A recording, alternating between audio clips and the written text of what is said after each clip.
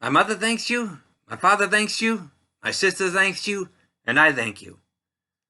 No, I'm not doing Yankee Doodle Dandy at this time, but it's still worth thinking of George M. Cohan, since the movie I am discussing is the 1940 musical Lil Nellie Kelly, which is based on one of the shows he originally wrote.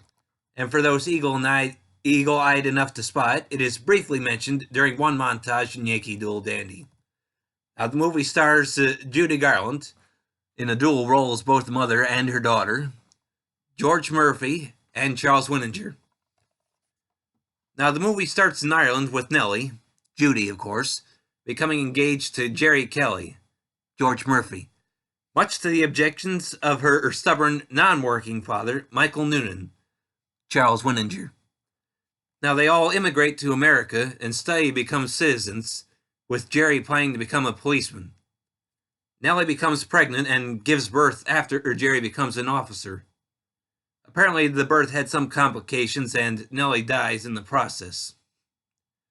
Now, between the feuding Jerry and his father-in-law, they raise little Nellie, Judy again, together. Now, the question remains, will Michael ever learn to work and learn to get along with Jerry? Now, as I mentioned, this movie was based on the 1922 Broadway show written by George M. Cohan. How much of the show made it into the movie, I don't know, beyond about 2 songs, I think. Now, while much of the music in this movie can be fun, the real treat is hearing Judy do Singin' in the Rain her way. I can see why Gene Kelly's version remains so popular, but I actually prefer hear Judy swinging it her way. Now, the song was not written for this movie or the original show. It had actually been introduced in the movies itself nearly a decade earlier than this movie. Now, the rest of the movie is still fun, and it's such a delight to watch Judy in what was her first grown-up role as Nellie, and we certainly get to see her put her dramatic abilities to use in the hospital. Now, for her alone, this movie is worth it.